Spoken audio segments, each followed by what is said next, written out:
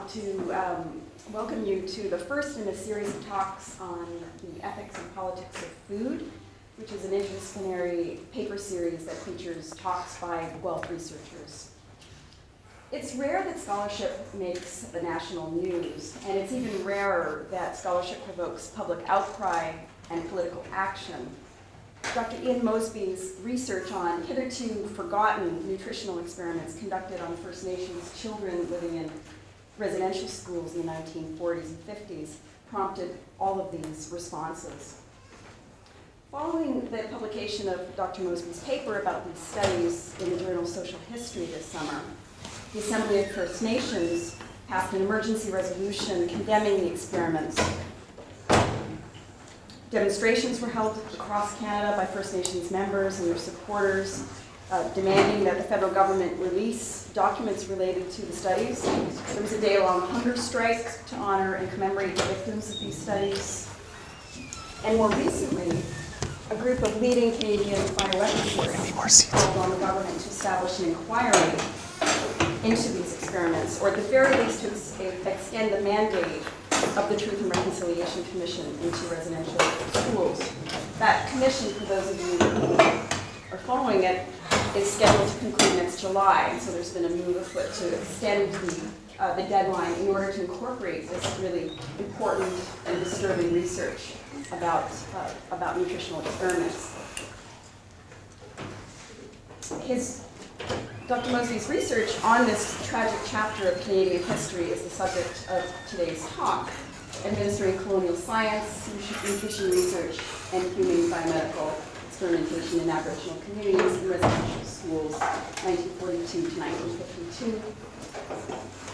Before I ask you to join me in welcoming him, I want to mention that the second talk in the Ethics and Politics of Food series will be by Dr. Carrie Prybish from the Department of Sociology and Anthropology, and that is on global labor, the local food movement's blind spot. That will be on October 9th, if there's something circulating about that. So please join me in welcoming Dr. Ian Mosby.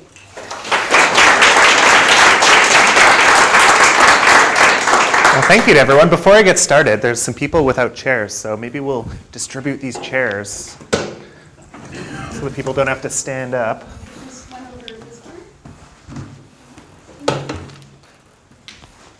For the people on the internet, this is exciting musical chairs aspect of the presentation.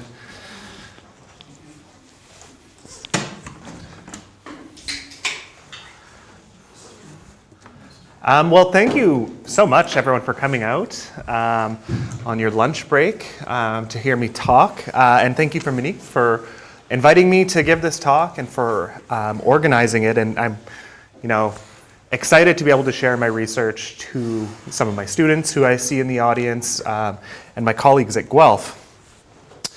And so my talk today is really going to be based quite closely on the article of the same name, the Administering Colonial Science, that I published in the journal Histoire Sociale, Social History, and which to my surprise became the subject of national media attention throughout much of July and August.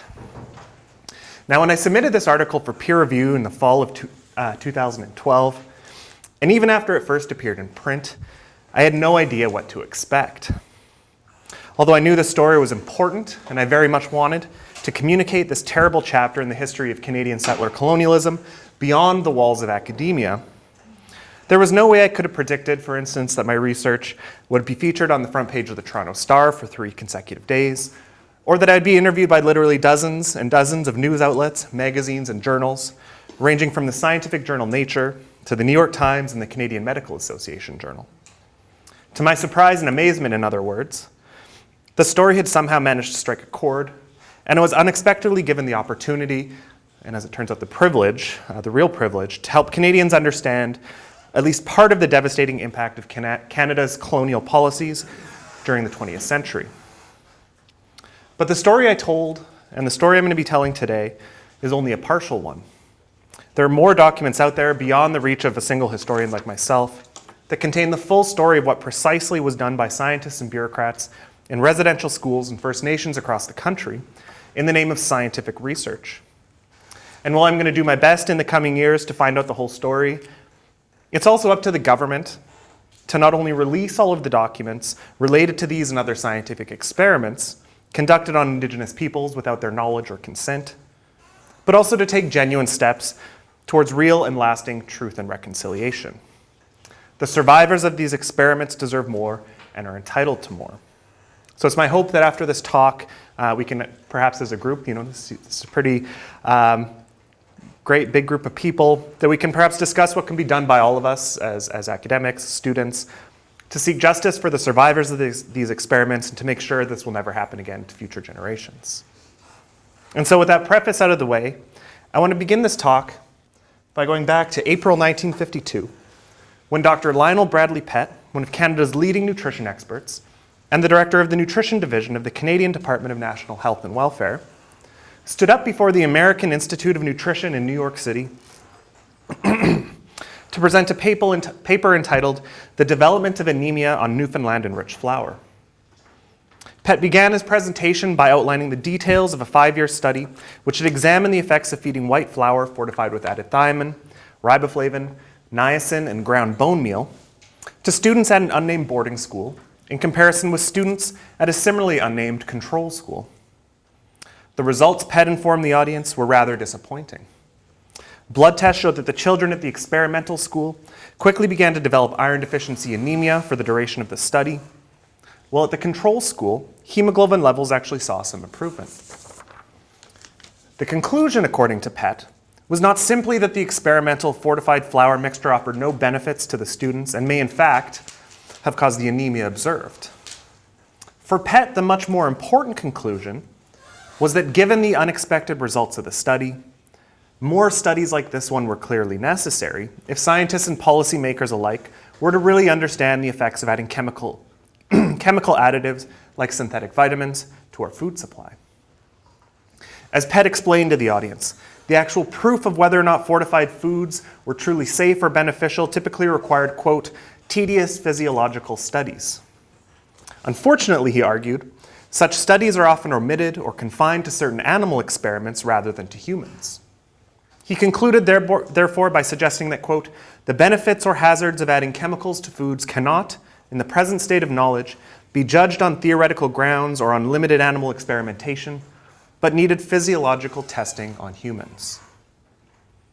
Of course, what Pett neglected to mention to his New York audience was that his experiment on the Aboriginal students of the St. Mary's and St. Paul's Indian residential schools was largely made possible because of his access to a population of chronically malnourished and vulnerable children who, as wards of the state, had little say in the quality of their diet or whether or not they participated in the study at all. Nor did he mention that the success of the study depended on the fact that so-called controls and experimental subjects were being fed diets known to be nutritionally inadequate for anywhere between 2 and 5 years, and that they were being actively denied certain elements of their basic dental care so as not to interfere with the experimental data being collected. Now, when I first stumbled across the records of this and other scientific experiments conducted between 1948 and 1952 in 6 Indian residential schools while doing doctoral research, I was immediately taken aback. The systematic and widespread physical, sexual, and psychological abuse faced by the Aboriginal victims of Canada's Indian residential school system is well known.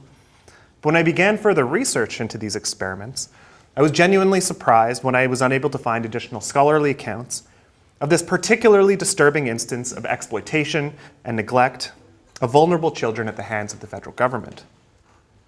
My primary goal today is therefore a relatively straightforward one, in that I hope to simply outline these and other nutritional studies conducted in Aboriginal communities and residential schools between 1942 and 1952, and in the process, provide some new insights into the nature of 20th century Canadian settler colonialism.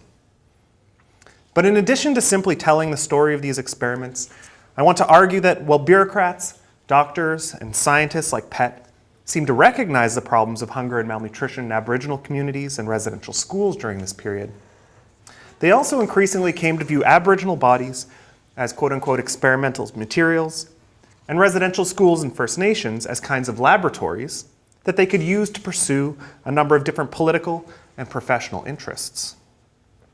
Nutrition experts like Dept, for their part, were provided with the rare opportunity to observe the effects of both malnutrition and the use of synthetic vitamins on human subjects, while for bureaucrats within the Indian Affairs and Indian Health Services administrations, nutrition offered a new explanation for and possible novel solutions to the so-called quote-unquote Indian problem of dependency and increased susceptibility to disease. This convergence of professional interests led to nearly a decade of studies and experiments on Aboriginal peoples, almost undoubtedly without their informed consent or knowledge, that did little to alter the structural causes of malnutrition and instead provide a disturbing window into the exploitative nature of Canadian colonialism during the middle decades of the 20th century. And while I'm going to focus much of my talk on residential schools in particular, it's important to note that these experiments did not originate in residential schools, but rather in Canada's north, particularly in the central subarctic, during the height of the Second World War. This period was, as it turned out, one characterized by considerable food insecurity, hunger and malnutrition in the north, as Indigenous peoples became increasingly alienated from their traditional lands and resources in the face of a range of political, ecological, demographic, and economic changes, many of which were the outcome of a broader loss of Indigenous sovereignty over the basic means of subsistence in the north over the preceding 50 or so years. Perhaps most importantly, however, it was a period that came after more than 2 decades of cutbacks in government spending on emergency food relief to Indigenous peoples, as well as a complete collapse of the fur trade economy following the loss of European export markets during the Great Depression and the Second World War. It was in this depressed economic context that a group of scientific and medical researchers, you can see here, set off on a March 1942 expedition to a number of Cree First Nations in northern Manitoba. The team included such figures as Dr. Percy Moore, the Superintendent of Medical Services for Canada's Federal Indian Affairs Branch, and Dr. Frederick Tisdall, Canada's leading nutrition expert and the co-inventor of the infant food pablum. Almost immediately upon arriving in the communities of Norway House, Cross Lake, God's Lake Mine, Rossville, and the Pa, the research team was confronted with widespread and often readily visible signs of malnutrition. At both Norway House and Cross Lake, for instance, the team reported that, quote, while most of the people were going about trying to make a living, they were really sick enough to be in bed under treatment, and that if they were white people, they would be in bed demanding care and medical attention. They also found that many elderly residents were, quote, almost starved and were plainly not getting enough food to enable them to do much more than keep alive. Well, the leaders of the First Nations visited by the research team attributed the poor health in their communities to a recent economic crisis caused by the collapse of fur-bearing animals, fish, and game in the region, combined with nearly a decade of cuts in relief provisions by the federal government and in declining fur prices. The researchers saw things differently. They agreed that the communities visited were facing a malnutrition crisis, but they also felt that nothing could be done until they had a chance to study the problem further. As Percy Moore would tell a House of Commons special committee in May 1944, quote, as a result of the survey, one of the first steps considered necessary in any program to improve the health of the Indian through better nutrition was to demonstrate whether the provision of some food substances or food factors found lacking in the diet would result in an improvement in health, end quote.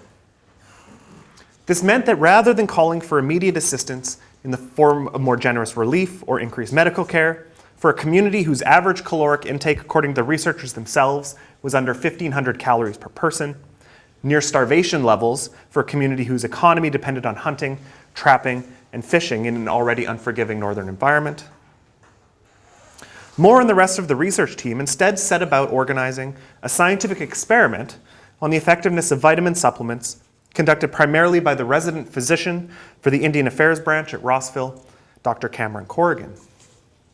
The study, they argued, would not only provide greater insight into the best ways of improving the nutritional status of First Nations across the country, but would also allow them to test their broader hypothesis that, quote, many characteristics such as shiftlessness, indolence, and providence and inertia, so long regarded as inherent or hereditary traits in the Indian race, may at root be really the manifestations of malnutrition, This March 1942 expedition ultimately spurred over the next decade an unprecedented series of nutritional studies in subarctic Aboriginal communities, as well as in residential schools. The first of these began in 1942 and saw 300 of the malnourished members of the Norway House and Cross Lake First Nation being used as experimental subjects in a study on the effectiveness of a range of different vitamin supplements in the treatment of acute nutritional deficiencies. The study saw roughly half the group being used as controls, meaning they got no intervention, and the other half being provided with various kinds of supplements. This was followed by a somewhat more ambitious 1947-1948 James Bay nutrition study under the leadership of Tisdall, Moore, and University of Toronto anthropologist G. Gordon Brown. Utilizing a team of 12 researchers, including 6 physicians, a dentist, an X-ray technician, a photographer, and 3 anthropologists, the study examined the James Bay Cree communities of Attawapiskat and Rupert's House in order to explore the relationship between malnutrition, traditional indigenous foodways, and so-called dependence on government relief in 2 subarctic communities. These studies were driven by 2 interrelated hypotheses that at the hands of government bureaucrats like Percy Moore and Lionel Pett would almost become self-fulfilling prophecies. The first of these was the already mentioned theory that nutrition might offer a possible solution to the so-called, quote-unquote, Indian problem that had for so long preoccupied Canada's Indian Affairs bureaucrats. And closely related to this was a theory that malnutrition in Aboriginal communities was not the result of decades of failed colonial policies and systematic discrimination. You can walk in front, don't worry about it. But instead was the result of what they believed was the inevitable transition from so-called traditional to so-called modern diets. Or, as a 1948 press release from Indian Affairs argued, quote, Canada's northern Indians have lost the art of eating. They've abandoned the native eating habits of their forefathers and adapted a semi-civilized, semi-native diet, which lacks essential food values, brings them to malnutrition, and leaves them prey to tuberculosis and other disease. The white man, who is unintentionally responsible for the Indians' changed eating habits, is now trying to salvage the red man by directing him towards proper food channels, end quote. As this press release seemed to suggest, the solution to the problem of malnutrition, and therefore the so-called Indian problem more generally, was seen to be increased expert intervention into Aboriginal people's diets and everyday lives. The James Bay study, for its part, sought to assess the possibility of achieving the kinds of cultural changes apparently deemed necessary in order to quote-unquote modernize Aboriginal foodways by employing a team of anthropologists whose goal was to provide insight into, quote, how the Indian ticks. As Frederick Tisdall told a parliamentary committee in 1947, quote, we do not know as much as we should about what motivates the Indian. We have to find out what incentive we can place in front of him. The Indian is very different from us.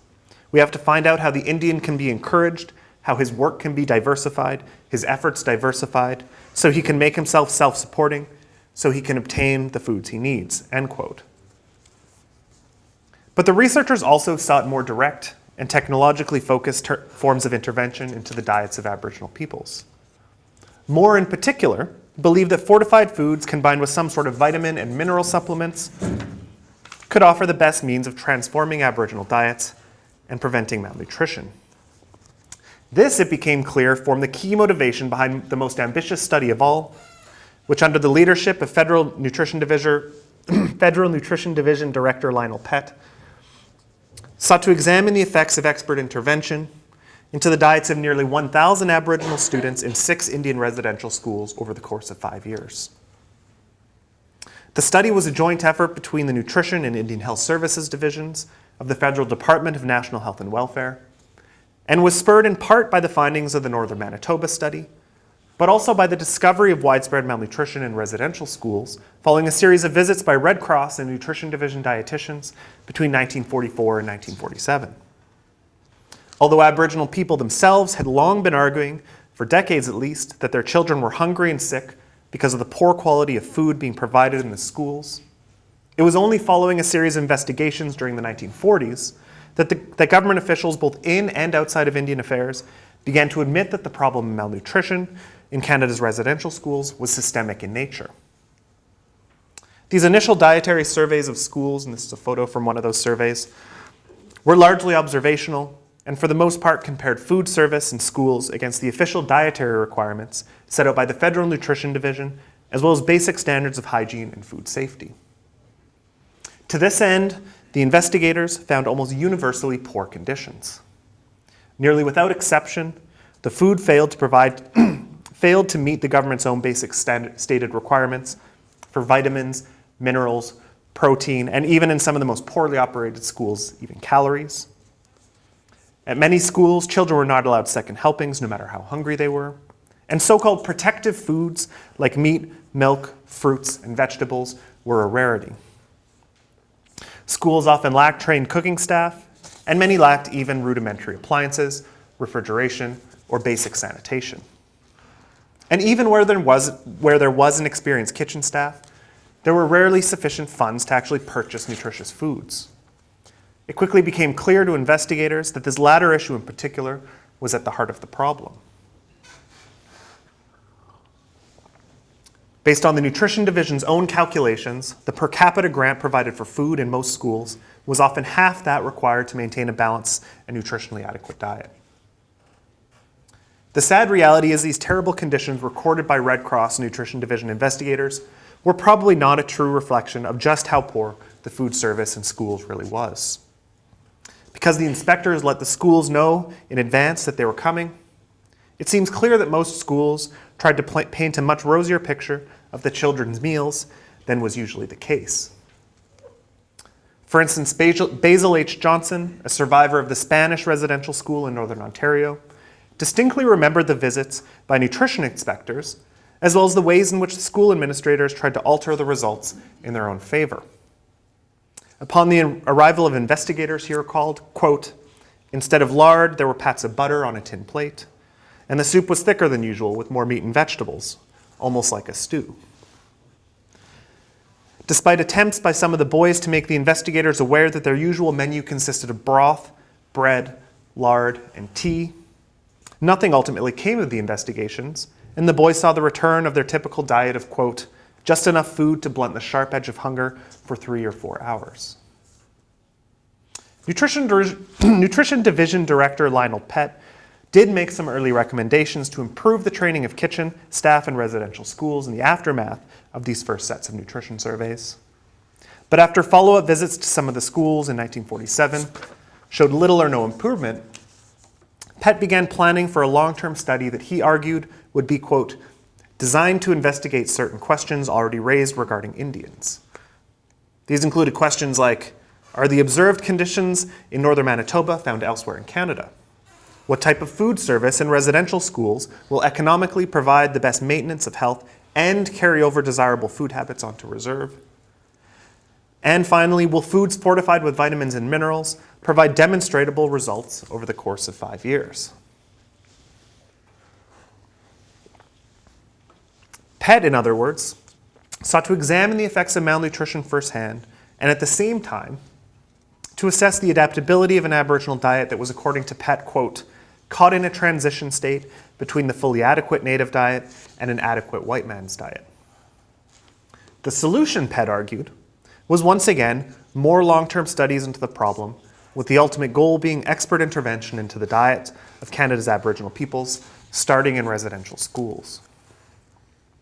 Pett managed to gain the support of both the Department of Indian Affairs and Indian Health Services, and in the fall of 1948 began a series of experiments that incorporated, among other things, medical and dental examinations, blood tests, intelligence and aptitude tests, as well as the collection of menus and dietary records from each of the schools.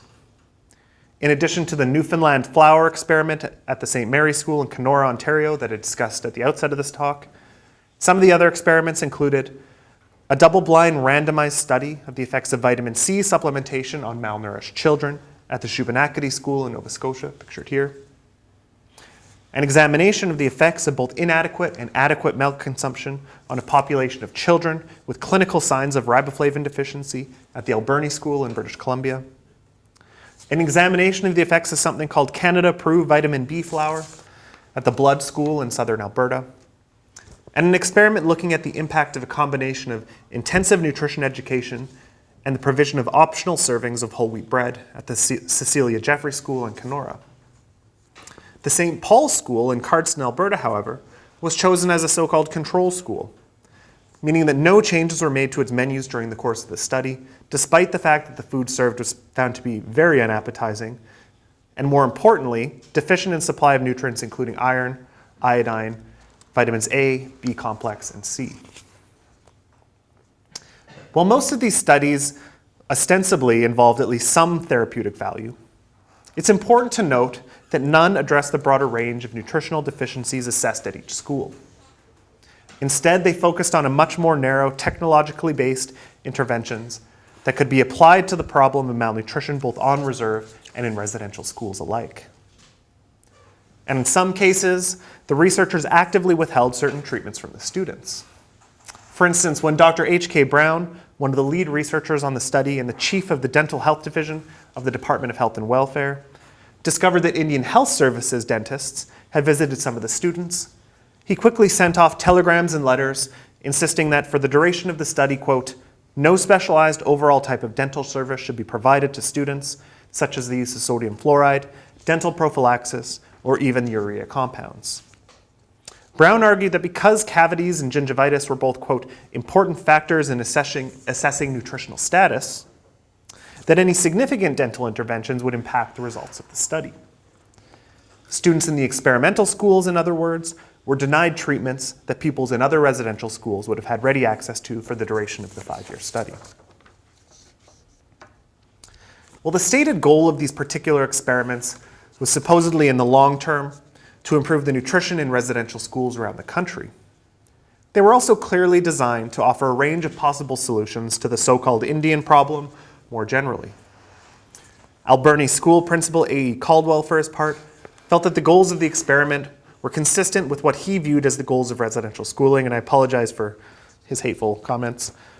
Quote, constructive teaching in residential schools, he wrote, will lead the Indian people away from their indolent habits in the race because of their hitherto easy means of sustenance by hunting and fishing, teaching them habits consistent of industry necessary to compete in industrial age, and will furthermore dispel the almost universal opinion of white antagonism that makes the Indian people so difficult to negotiate with, end quote. And I should point out, there's about 7 spelling mistakes throughout his letter.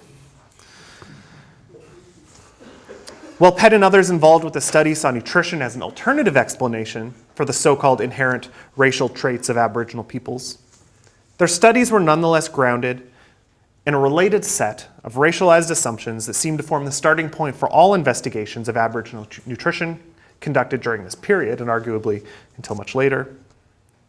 Namely, that malnutrition was the cause of many of the perceived so-called racial characteristics that had typically been used to define the scope of the so-called Indian problem more generally, and that the observed levels of malnutrition tended to be the consequence of an inevitable transition from so-called traditional to so-called modern foods. The solution, unsurprisingly, was once again more expert intervention, whether through education or the kinds of nutritional technologies being tested at the 6 residential schools involved in the Nutrition Division's experiment. There is, of course, little evidence in the documentary record as to whether Pett, Tisdall, Moore, or any of the other researchers involved in the Canadian nutrition studies discussed the ethical implications of their work. While these experiments are, without a doubt, ethically dubious by contemporary standards, the reality was that during the 1940s, there were few written rules governing the ethics of medical research in Canada, and there was by no means a requirement that research subjects give their informed consent to take part in a medical study. Although the very concept of informed consent was established during the period that these studies were taking place in the form of the Nuremberg Code of Experimental Research Ethics, the practice was by no means universal. The Nuremberg doctors' trial, for its part, which saw infamous Nazi doctors prosecuted for horrific experiments conducted on Jewish prisoners in particular, actually received little coverage in either the Canadian or American press, and according to historian Jay Katz, even scientists who were aware of the Nuremberg Code often viewed it as, quote, a code for barbarians and not for civilized physician investigators. When interviewed in May 2000 about the fact that dental treatments were withheld from children, Pett, for his part, distinguished between his experiment and one that would be considered unethical by arguing that it was, quote, not a deliberate attempt to leave the children to develop cavities except for a limited time or place or purpose, and only then to study the effects of vitamin C or fluoride.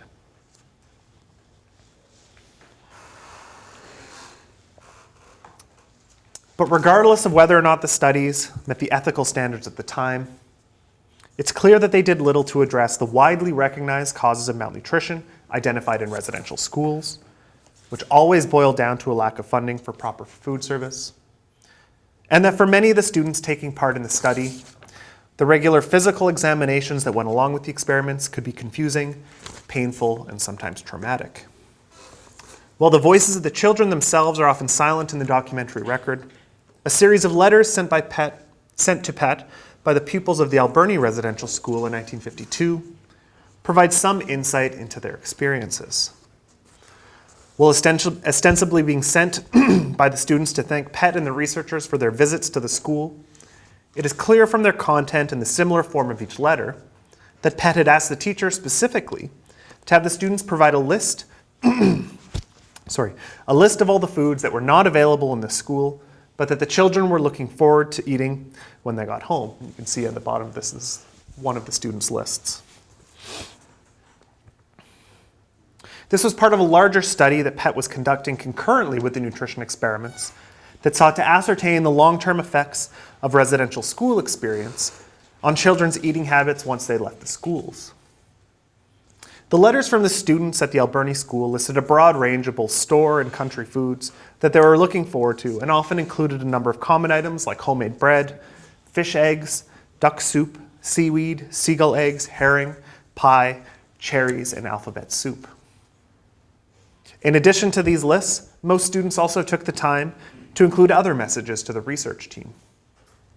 In addition, these range from simple statements like, quote, thank you for the medical you gave us, to the more ominous, tell the nurse I said thank you for the poke she gave me. Many of the children, for instance, complained that the nurses wrote down the wrong age on their charts and were upset that the nurses would not change them.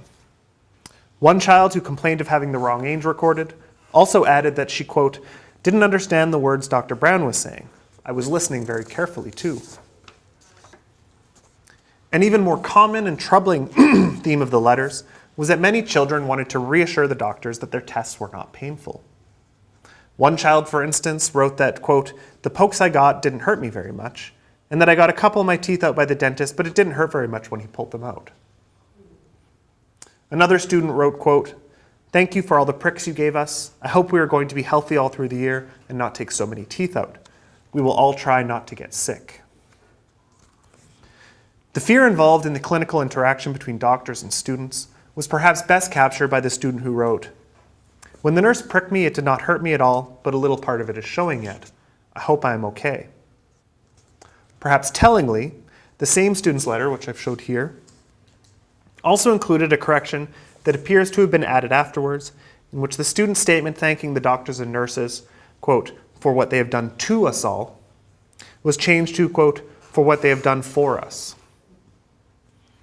While many of the students thanked the researchers for coming here to help us be strong and well and healthy, it was clear by the end of the study that the benefits were disproportionately skewed towards the professional interests of Pett and the other researchers. For children like those who developed anemia during the course of the study, moreover, the risk to their own health often far outweighed any possible benefits they may have received. Ultimately, it seems that none of these experiments or studies conducted between 1942 and 1952 had much in the way of a long-term positive effect on the lives of those being studied. There's little evidence, for instance, that the experiment started in northern Manitoba was ever actually finished, but even if it was, the results do not appear to have been published in a scientific journal. Some of the results of other experiments in residential schools were presented at conferences or workshops or published in journals, but they too seem to have had little effect on the operation of food services in residential schools beyond those that took part in the study, and they seem to have had little effect on the scientific study of nutrition overall. Reports continued to come in fact, regarding the poor food service in schools not included in these experiments. In 1953, for instance, Indian Health Services received reports from carpenters working at the Brandon Residential School in Manitoba that the children, quote, are not being fed properly to the extent that they are garbaging around in the barns for food that should clearly be fed to only to barn occupants. A situation largely confirmed by a subsequent surprise inspection.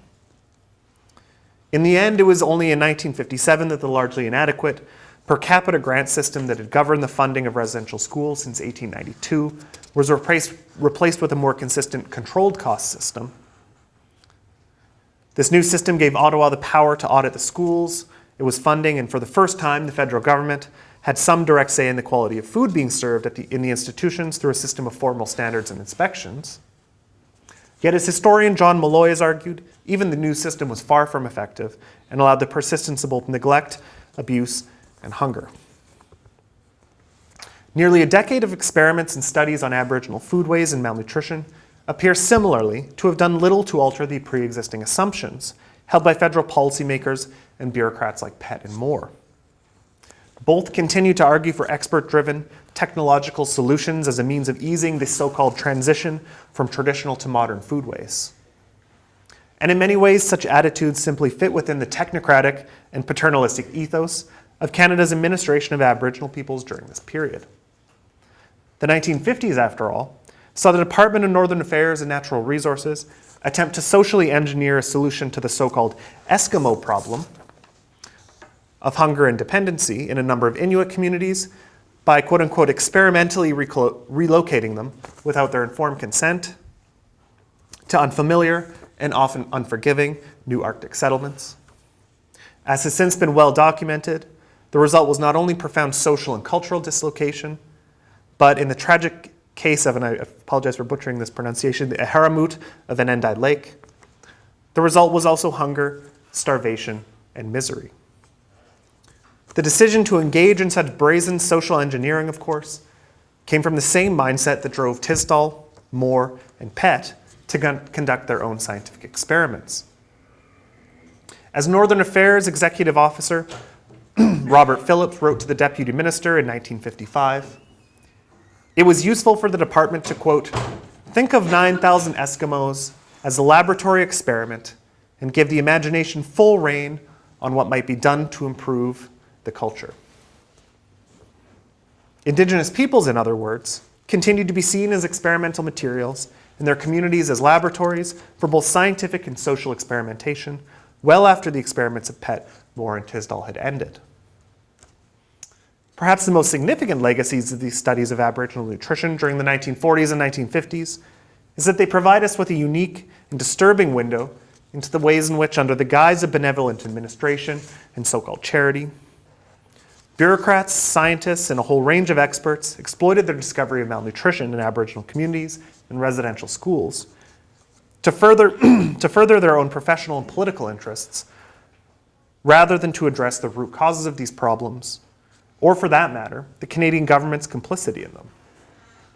This was made possible in large part due to the persistence of the false perception that First Nations had somehow been left behind by modernity and were therefore in need of the benevolent hand of settler scientists, experts, and professionals.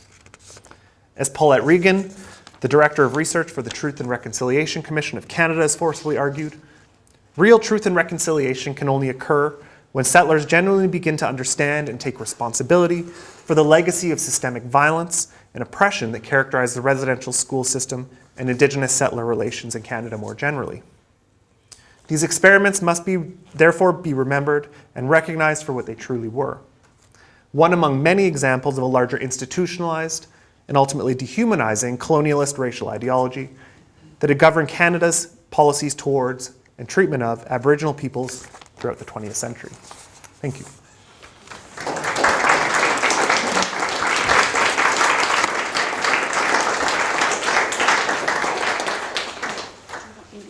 Do you want to directly take Sure. questions? Yeah, that's fine. Okay, so Dr. Mosby will take questions. We can take a brief pause if anybody needs to leave before the Q&A starts or wants to get juice or coffee or cookies if there's anything left there. You all look like you're staying put, though. All right, well, let's go right to it then. I think it's probably easier if you just recognize hands. No problem, yeah. Yeah. I'll get things going again. You have, as you've beautifully laid out, a rather appalling record on the part of scientific community and authorities in Canada. I'm just wondering, if you have any sense, if we were to, is it possible to compare what was going on in Canada with the European experience and treatment of Aboriginal peoples, and say in the Soviet Union or in Scandinavia or whatever? Have you come across anything that would give a sense that could place the Canadian experience in a more comparative in that period? Yeah, much of the comparative literature I've looked at has mostly been in the context of North and South America. But these experiments are occurring at the same time as the Tuskegee syphilis experiment in southern United States, also occurring at the same time as the syphilis experiments being conducted by the U.S. Department of National Health, I believe, on indigenous peoples in Guatemala. So there is a larger context of similar abuses being done by scientists to indigenous peoples in the context of North and South America, for sure. I'd like to know about the difficulties you encountered in your research. I'm looking at these records and thinking, where did you find them? What happened? Was it easy stuff to find? Was things hidden from you? Difficult at times? Yeah, well, as it turned out, I really stumbled upon these records. This project was, I didn't go in thinking that this is what I would find. But to a certain extent, the records were hidden in plain sight. These were not enclosed files. Most of the files that I used to do this research, I did not have to apply for access to information requests, but they were in the files of things like the Federal Nutrition Division that so far historians haven't been interested in until recently. And so I was simply the first historian to start looking through the files and discovering these experiments. Another part of it as well is some of these files that I ended up putting together, I had to broaden the scope of my research as I tried to figure out what was going on. Some scholars had also looked at the same files as I had, but because they were not trained in the history of science, I think they didn't see the experiments for what they were. I think they just saw them as studies and not controlled experiments. And so, I was just, long story short, I was very lucky to have found them and to have recognized them. Yeah. I seem to recall from the newspaper reports that the ultimate result of this, there was no useful information obtained. Is that true? Yeah, I would argue, if you want to judge the useful information in terms of scientific papers by the number of times they were cited, the novel discoveries that were made, they simply confirmed what they already knew. These papers were not cited, to the best of my knowledge, by anyone. And in fact, many of the papers didn't get published, and I wonder if it's because they didn't pass peer review for being simply stating the obvious. So, it's difficult to tell. One of the problems that I have with this research is I don't have the personal records of a lot of the scientists who are involved in it. People like Tisdall, if anyone knows where I can find them, I've been searching for them, even though he was probably the most famous nutrition expert in Canada of the mid-20th century. His records after he died suddenly in 1948, I don't think they were kept. And so I'm still looking for them. But that would probably shed light on what exactly, the broader context of this was. Yeah. Do you have any reflections on sort of the discipline of history and sort of popular Canadian views of our history and the sort of whole we have in terms of Aboriginal history of Canada and how the discipline of history can help or hinder, whether it has and in the future the discipline of history in broadening our view to include Aboriginal history in the popular view of Canadian history? I think one of the things that research like this can do is to remind Canadians that colonialism didn't end, sometime in the 17th or 18th century, and that it's an ongoing process that continues to this day. And the fact that the survivors of these experiments are, many are still alive, and I've had the privilege to talk to them. And so this is not the distant past. This is the present. These experiments may have happened in the 40s and 50s, but their reverberations continue to this day. So that's one thing that I think historians can remind the public of. Another thing is that the residential school experience, I think a lot of Canadians think that, there was some abuse by bad apples within the system, but overall, the system wasn't particularly horrific. Well, these experiments are a sign that the abuse at schools was not just of, sexual abuse or physical abuse. It was every aspect of the children's lives was, to a certain extent, guided by these, problematic assumptions. The fact that, across the country, nearly to a school, every school had serious problems of malnutrition. The long-term effects of that on communities is devastating, and it's hard to even fathom. So, hopefully historians studying the history of, Canadian colonialism in the 20th century can remind Canadians that this is not done. A single apology for residential schools is not enough. And that we, real truth and reconciliation also requires, the government to actively do something. You had your hand up, yeah. Did this have any impact on terms of things like vitamin supplements on Canadian foreign aid at the time, a lot of which was things like wheat and flour sent abroad? Yeah, I've been trying to track whether or not this did have an impact on that. One thing that is happening during this period is in Canada, fortification of things like flour, margarine, milk, things like that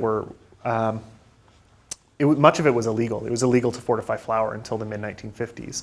And so part of this was these experiments were to, justify this change in policy that was happening over this period. It's a good question about foreign aid, and I'm trying to find where this research went. The problem is that the documents are spread all over, especially the post-1952 period. And so that's what I'm currently working on, is trying to figure out the diffusion. Yeah. Thanks, Ian, for a really fascinating and frightening, disturbing talk. I really enjoyed it. I was you're preparing for not your talk, but for my class today, I was reading article on Indigenous methodology by Margaret Kovac, and one of the things she was citing, I think it's Linda Tilawaki Smith, who said to most Indigenous people, research is a dirty word. So I thought this was very fitting that I read this before walking in here. But I was just wondering about, I had a couple of questions. First about, how's your research fed into the TRC process in Canada right now? And I'm curious as to what you were looking for when you came across this. Yeah. How your research agenda has changed. And if I'm permitted another question, what sort of leads to that first question about what are the practical implications do you see in terms of issues toward dealing with food security with Indigenous people in Canada? Yeah. Well, in one way, both working on this project and the response to it has fundamentally changed my research direction, and especially having the opportunity to speak with survivors, both of the experiments and of the residential school system more generally, to realize that this story of malnutrition, this story of exploitation, there's much more to it that needs to be told. And so, I'm currently shifting my research to look at the broader effects of this sort of nutritional colonialism being conducted, by in large part by federal government employed scientists, both before and after this period. So that's part of it. It's definitely had an effect on my research agenda. In terms of the TRC,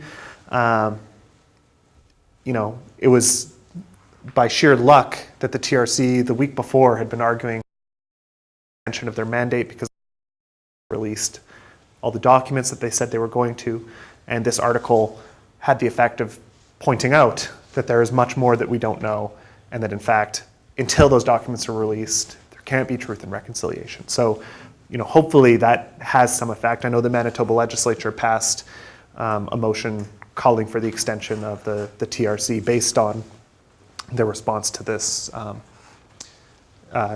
research.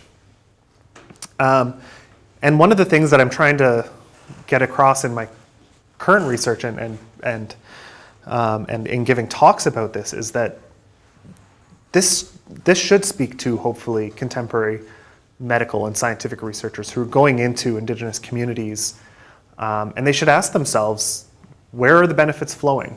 And I would argue that they're disproportionately flowing to the researchers.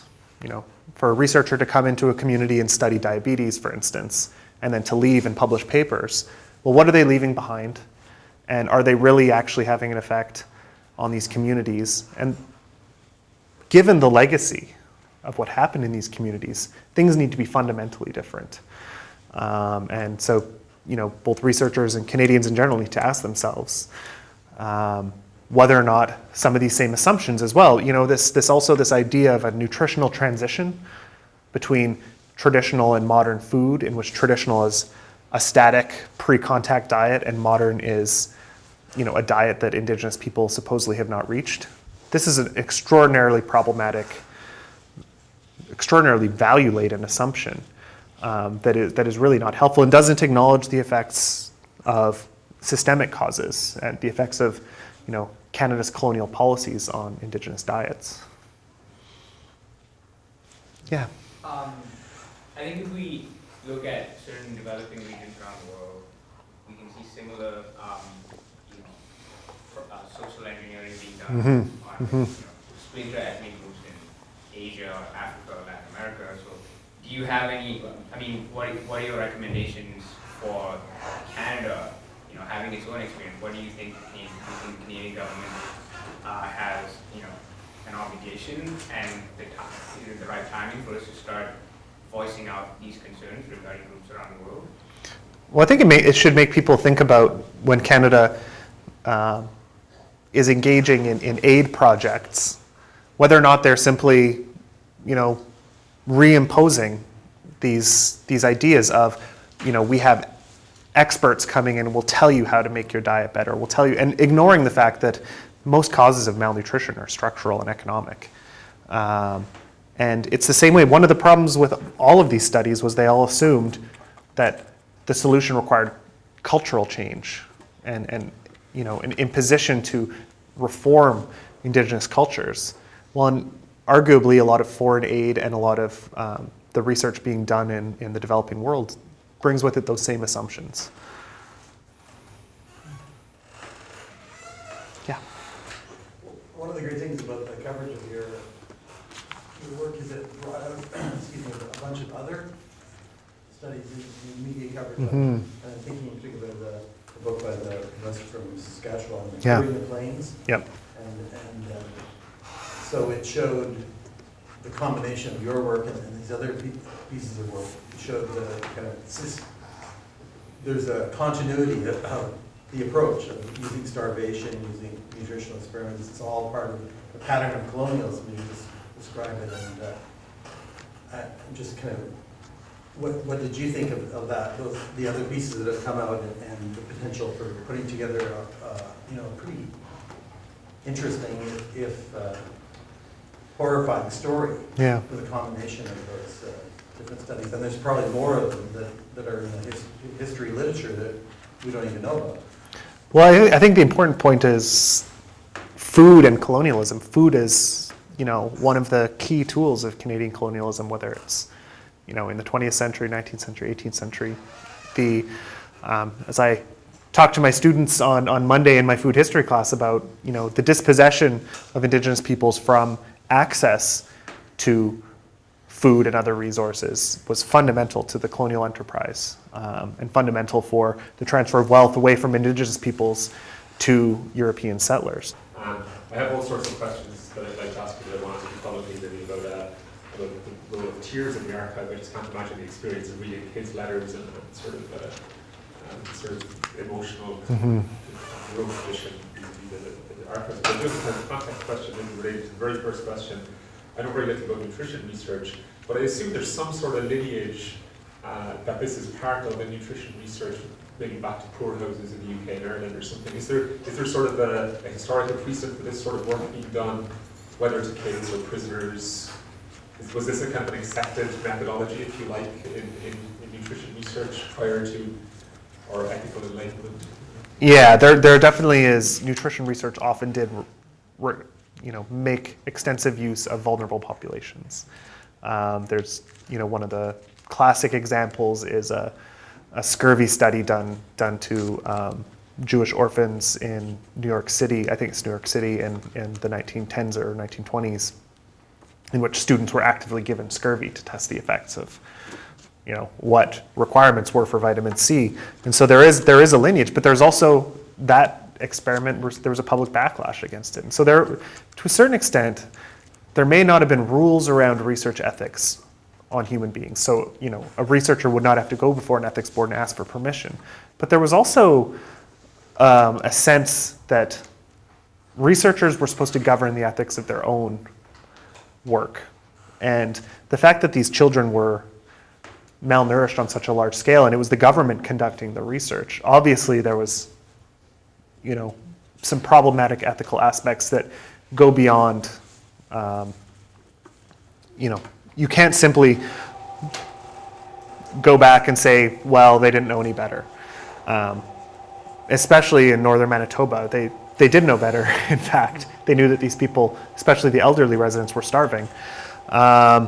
And so it is a bit complicated to talk about, judging the ethics of research in the past. But so the short answer is yes, there is clearly a context. And one of the things the ways I approach this is in my research on these same nutrition experts and their work during the Second World War, is there's a huge controversy within the community of dietitians, biochemists, etc., about how to define human requirements for different nutrients. And in fact, these experiments came out of those debates over,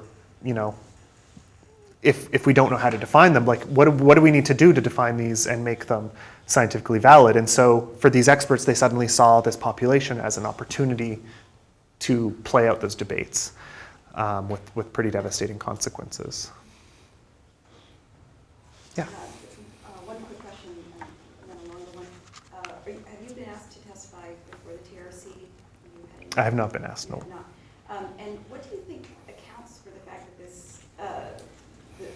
these studies have not come to light before now, given that similar such studies have been extensively written about in the U.S., and we were talking before about U.S. studies in Guatemala and so on. Is there something about the Canadian context that makes it difficult to uncover? Yeah, well, I've asked myself that. Why did I discover this? Part of it is, prior to very recently, food history was not considered a serious form of historical inquiry. So, it took a more recent generation of scholars to actually go into the archives and look at those records. But another answer to that is that these scientists just thought this was normal. And so it wasn't something that they looked back upon and thought that was unusual. And part of that was because, as has since become clear with stories that have been published after this, more experiments were being conducted, informally even. There was an experiment that was uncovered by a CBC journalist who went into the archives at two of the schools in Kenora, in which experimental drugs for treating ear infections were tested on children, just by a nurse, just to see, what will we do? And some of the students, whether or not it's from the experiment, it's difficult to tell from the records, but went deaf. The treatments, because they didn't have the proper materials, they used enema,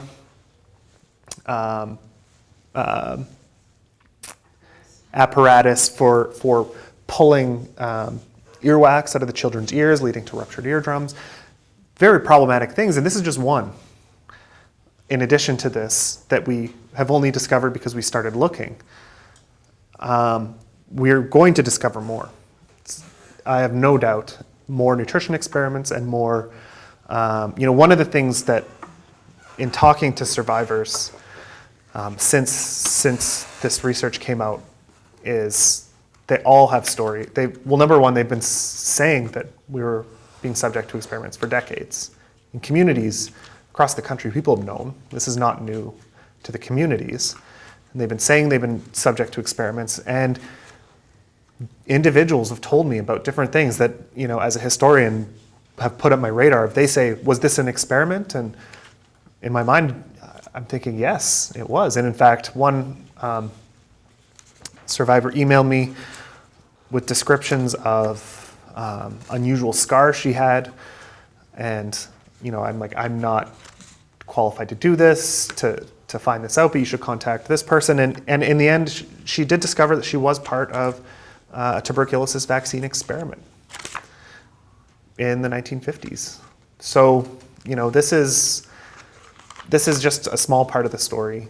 And I'm glad that it's getting out. Hopefully, the government actually takes its apology seriously and starts to not only release the documents, but one thing about the TRC is it doesn't actually have the resources to go through these millions of documents and, tell all the different stories that they're going to be finding. And so, not only does the mandate need to be extended, but the number of researchers who need to go through those documents need to be expanded as well. Yeah. Can you speak a little bit to the 50 years of residential schooling prior to these experiments? In terms of, if the residential schools are a sort of civilizing project, and you're talking, I love this image of the sort of helping the transition from a traditional diet to a modern diet. I mean, how does, one thing that I would expect in the 1890s and the 19 teens or something is that people, the children, girls perhaps were being taught how to cook properly, maybe, I don't know. But, I mean, how are these schools chronically underfeeding children all the way back to the beginning? Oh, definitely. And so how does that fit into the civilizing project? What is the sort of historical context of the choice to underfeed children? Well, it speaks to the civilizing project as being fundamentally contradictory. All of, residential schools, the Indian Act, this is all, whatever the supposed justifications were, when you actually look at it in practice, it's a mess, a jumble of different ad hoc approaches.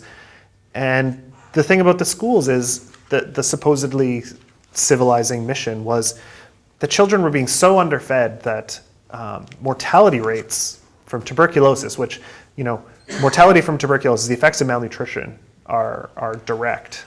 And mortality rates at some of these schools were extraordinarily high.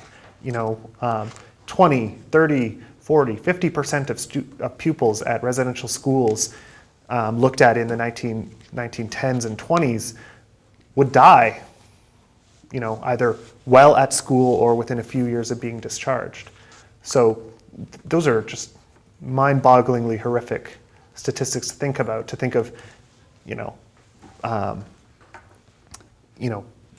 what was being done. And malnutrition played a key role.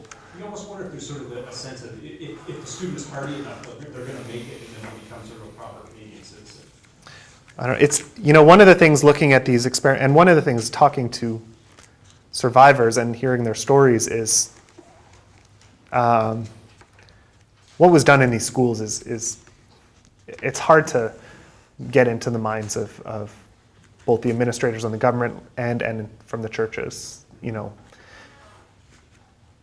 Yeah, it's, I don't think you can look at it as being an ideologically consistent enterprise. It was,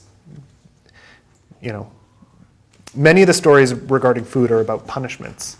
Food was used as an instrument of punishment and control, and there's no other explanation for some of the things I've been told than just sadism. It's like trying to train out. It was, well, one of the, it's hard to, it's, looking at residential schools, and one of the things that I've learned is the fact that children did survive and got out of these schools and were able to build lives in the aftermath of them is a testament to, their strength, because what was happening was, unimaginable conditions, and this went on for generations. Yeah. Thank you so much for this talk. My non-expert understanding of some of the contemporary nutrition literature is that there are some pretty recent discoveries around intergenerational effects of nutritional information. So for example, blurring the nurture lines, saying that actually starvation in one generation turns on or off certain genetic material in the subsequent and even sometimes the second generation. I'm wondering maybe you can talk about some of the implications of that newer research for this study in terms of the legacy of colonialism. Well, the intergenerational legacy of residential schools is, devastating in all aspects, but yeah, the long-term effects of malnutrition, multiple generations, is, it's hard to quantify what that would have been, but it was clearly profound. Also, the effects on food culture. These children it was basically forced labor in residential schools. There was very little schooling done in residential schools. And so children taken away from their parents, for a decade, the loss of culture, the loss of food culture, how to prepare food, how to procure food, all of these things, the intergenerational effects of that are still happening. And so, and this is another thing that Canadians don't understand is residential schools, the legacy is not over. This isn't the past. This is the present. And hopefully Canadians are actually listening to the Truth and Reconciliation Commission, the brave people who are telling these obviously painful and scarring stories.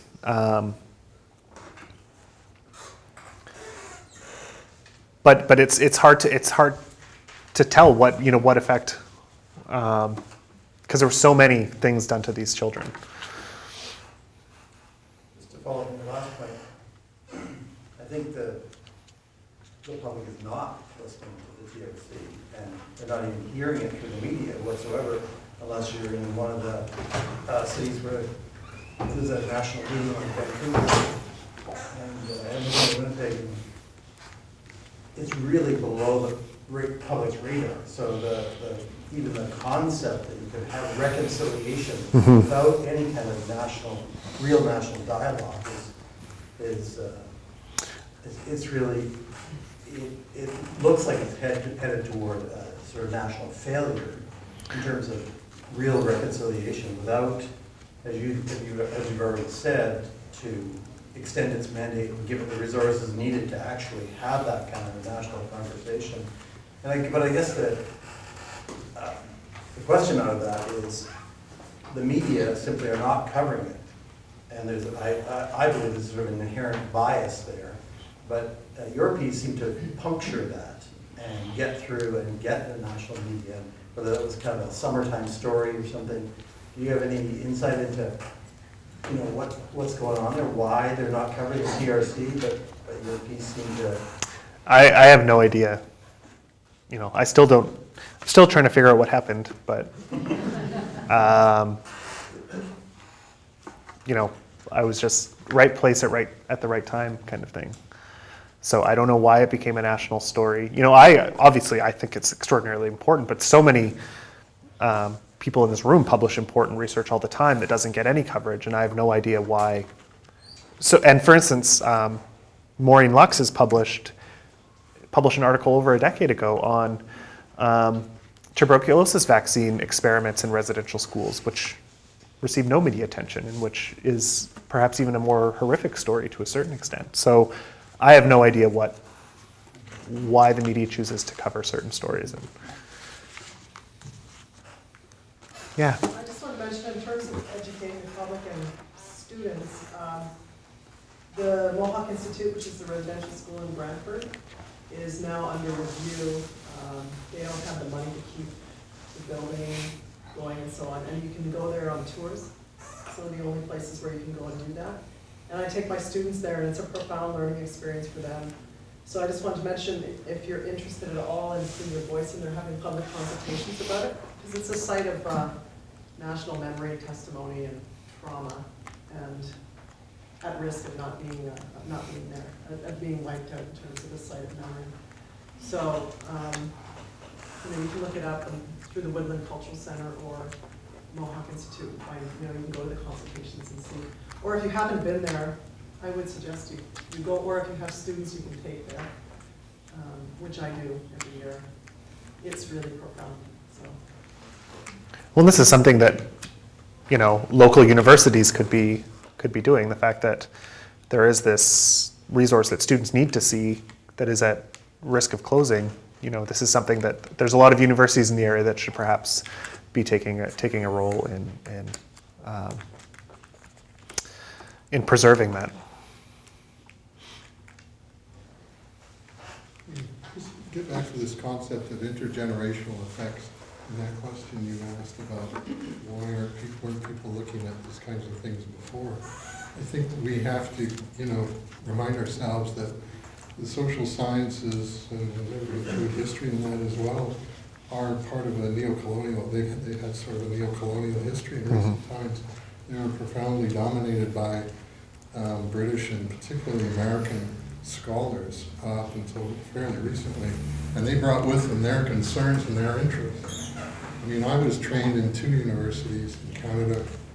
One was almost completely dominated by American scholars, and 2 or 3 Canadian scholars who had been trained in the States. And they had, except for the Canadians, and even then, very little interest in the Canadian context, And so, I think sociology was probably the most affected by that experience, but, I don't know other disciplines were as well. And what are the intergenerational effects of that? Yeah. Well, one of the questions I had for myself in this whole experience of trying to figure out what happened is, why did it take a white male academic publishing a paper to make people take this seriously when Indigenous people have been saying for decades that they were experimented upon? And that's something that we should all think about as profoundly problematic.